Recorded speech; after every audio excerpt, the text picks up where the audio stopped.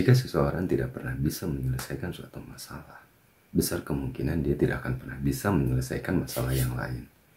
Kebetulan saya barusan itu mau bikin videonya itu tentang perjalanan from zero to hero.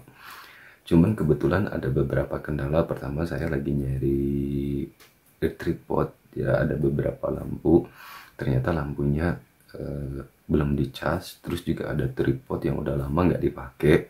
Terus saya coba, saya cari-cari juga, ini saya nggak tahu, yang beli istri saya ya, saya nggak tahu gimana menyalakannya. Akhirnya saya nyari-nyari informasi di YouTube.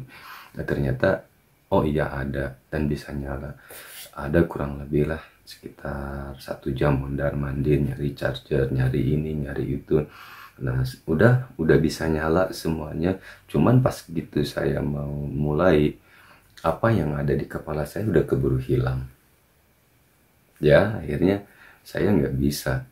Karena saya itu kalau bikin satu pembahasan itu langsung ya, tanpa ada, kadang-kadang itu tanpa bikin teks terlebih dahulu. Jadi spontan begitu saya pengen bicara ini atau tentang apa, saya langsung pasang kamera, langsung saya video, paling diedit, dibuang kata-kata yang berulangnya saya buang, terus langsung saya kirim.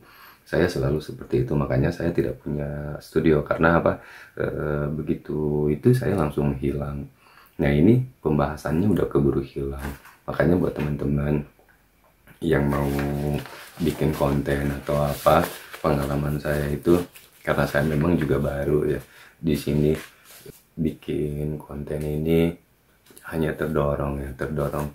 Kebetulan saya memang ada visi dan misi dari saya sendiri, dari diri saya, dimana saya ingin saling berbagi. Banyak orang yang bertanya bagaimana cara usaha, bagaimana juga cara, saya sering melihat, saya sering berbicara, banyak orang ternyata memang di kita itu boleh dibilang lebih banyak yang susah ya daripada yang senang.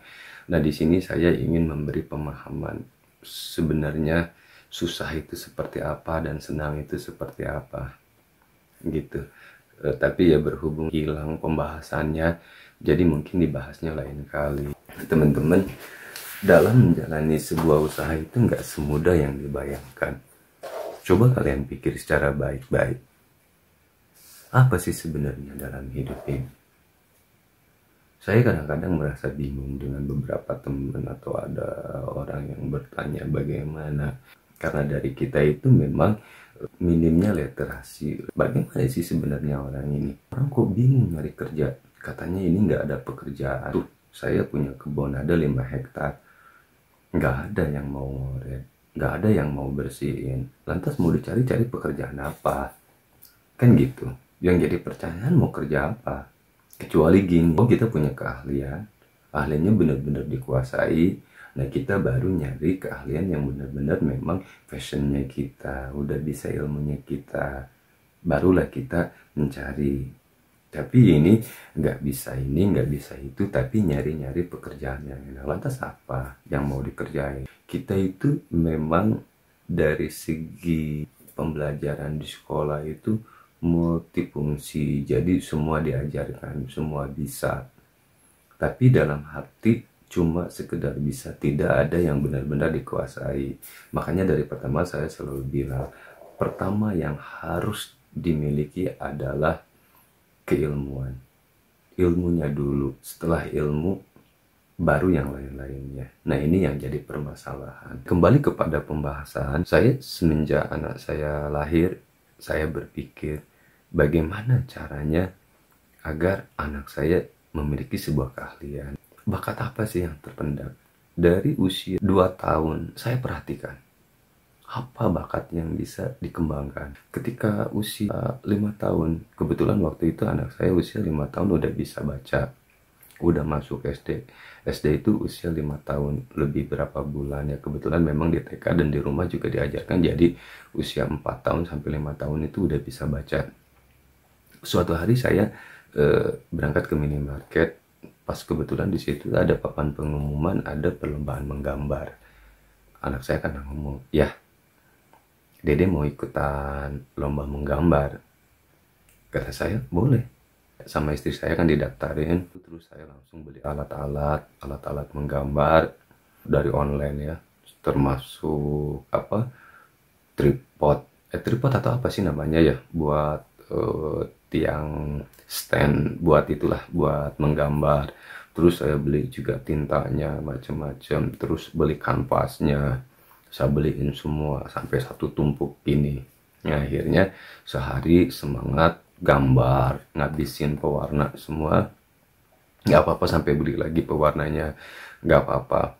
Sehari sampai saya berpikir, oh ini kita taruh di mana ya? Kata saya ini saya mau bikin satu tempat atau studio, satu ruangan khusus buat menggambar. Ya udahlah, ini nih kita taruh di sini. Nanti kanvasnya kita beli yang gede. Nanti belajar menggambar. Ininya udah dibeliin komplit, mejanya ada, ininya ada, kanvasnya ada semua. Sehari, 2 hari bawa temen-temennya, 3 hari, sampai seminggu udah nggak mau, udah lupa. Dibiarin di kamar beberapa minggu, akhirnya saya beresin, saya pindah ke gudang. Nggak berapa lama dia ngomong lagi kan, ya pengen beli yang kayak macam main-mainan kalkulator yang kayak mikrofon. Katanya dia mau jadi, dia ngelihat kasir barangkali ya, jadi beliin. Sehari 2 hari udah. Beberapa hari kemudian minta lagi, ya pengen jualan. Kebetulan waktu itu udah masuk SD. Waktu itu saya sering mengajak ke pasar, yuk kita nagih ke pasar gitu. Saya bawa ke pasar.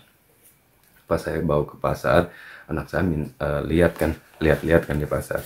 Pas lihat-lihat dia minta coklat karakter itu.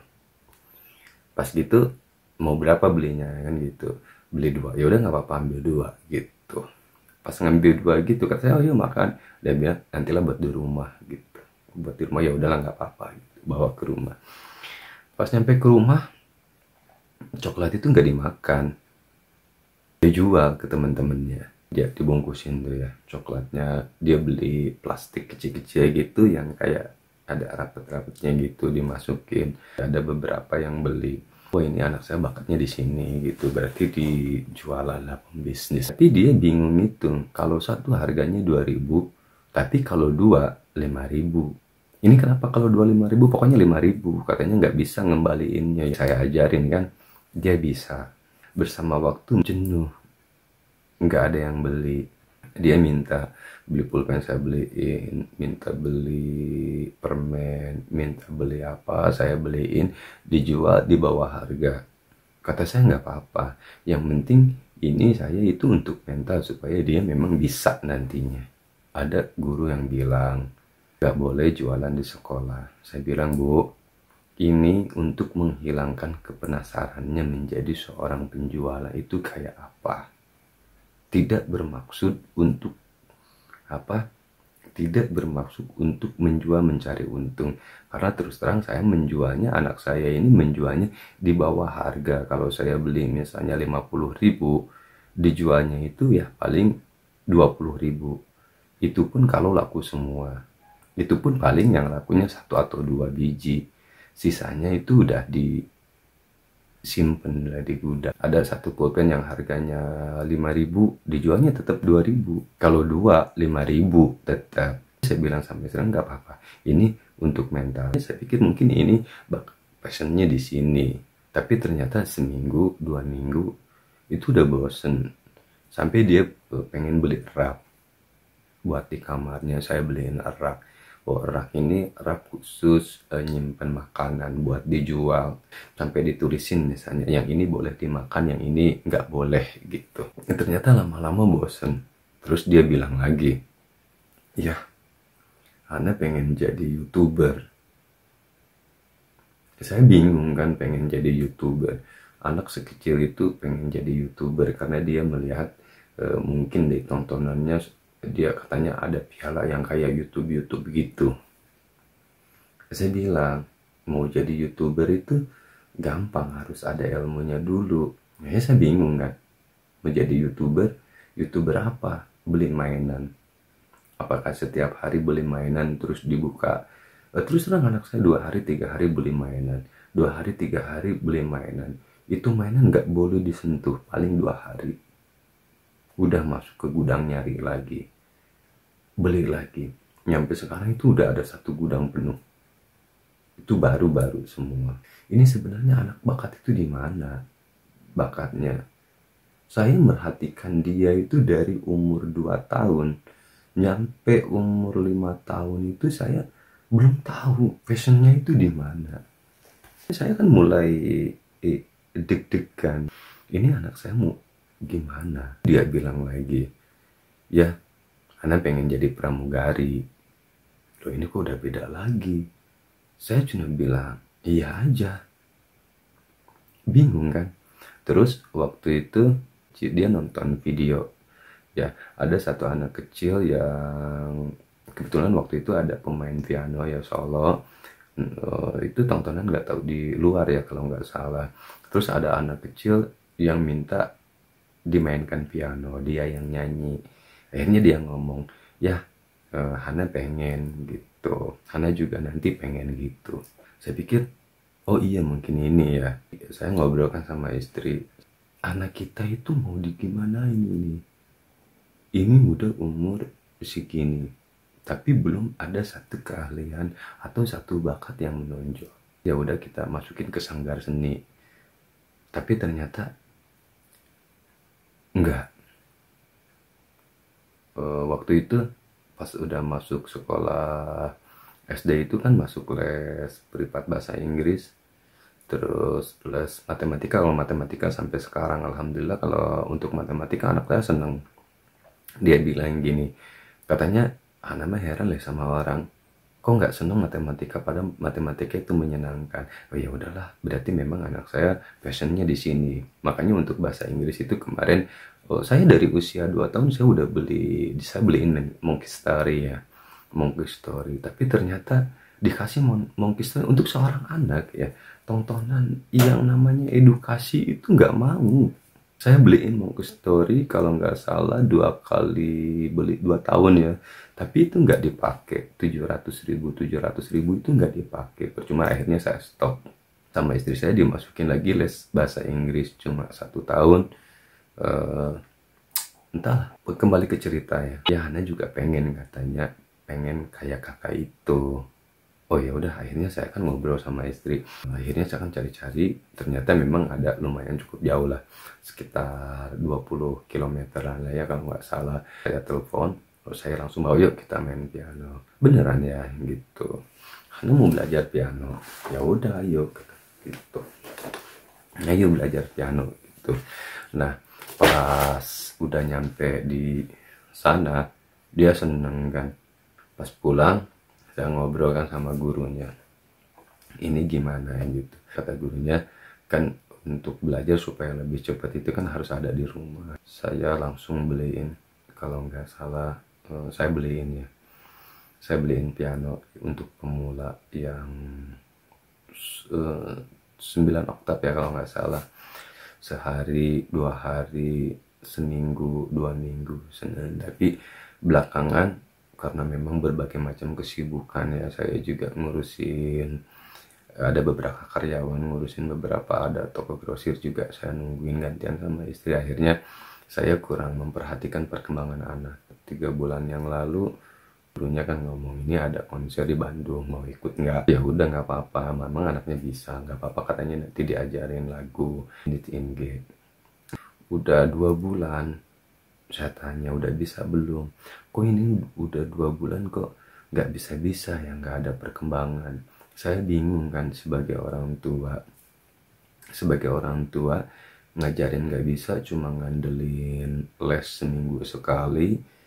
Terus tempatnya juga jauh. Terus bagaimana saya ngajarinnya? Saya cari-cari kan di Google bagaimana ini cara mengajarkan anak bermain piano. Ada video tutorial kasih sama gurunya, ada tutor tangan. Videonya saya potong-potong sedikit-sedikit. Kata saya, ayo mainnya segini-segini. Ya, kurang lebih 1 bulan. Saya bingung kan begitu anak, ya bukan gini, kata saya. Terus kan saya bingung kan. Ya udah ikutin ini gitu. Ya ini nggak gitu. Nah, saya nggak ngerti kan. Kata saya udahlah ikutin ini. Ya akhirnya saya coba menghubungi guru kehidupannya. Kata saya ini saya mau ngajarin anak kan di rumah saya bingung, jadi saya nanti pasti nanya-nanya ini gimana. Saya berkolaborasi dengan pak gurunya, saya ajarin kan sekemampuan saya. Ya, pas pertama itu karena saya memang awam yang nggak ngerti di sini. Ya, inilah risiko menjadi orang tua harus segala bisa itu di sini. Ketika kita menjuruskan anak ke satu hal dan kita tidak bisa, nah itu kendalanya. Kendalanya itu. Begitu kita nyuruh, dan kita menjuruskan itu ke hal yang itu, dan kita tidak bisa, nah itu kita menjadi tantangan tersendiri bagaimana kita bisa membimbing anak. Makanya kata saya sebagai orang tua, penting orang tua untuk punya wawasan. Karena apa? Dengan kita memiliki wawasan, kita bisa mengajarkan kepada anak-anak. Makanya pendidikan itu penting. Saya selalu berkata soal pendidikan. Maksud saya gini, pendidikan itu nggak melulu harus formal. Nggak melulu. Ada banyak cara di mana kita belajar. Salah satunya kita membaca buku. Banyak buku-buku. Kalau memang kita nggak mampu membeli buku, ada banyak PDF gratis yang bisa di-download. Yang penting bagi kita itu mau belajar. Ya, kurang lebih 1 bulan, dan kemarin sih puncaknya bisa konser juga alhamdulillah dengan baik, bisa disempurnakan dengan baik. Salah satu tujuan saya, kenapa saya mencari bakat, ya tujuannya cuma satu untuk mengasah mental supaya dia itu mampu untuk tampil. Salah satunya itu bisa bersosialisasi dengan orang lain. Karena saya paham dari kecil anak saya ini agak sedikit pemalu. Jadi kalau ditanya, dia kalau ada misalnya ada tamu atau ada teman-teman saya yang nanya, dia kalau jawab itu malu-malu. Selain daripada memang mengasah bakat itu sendiri,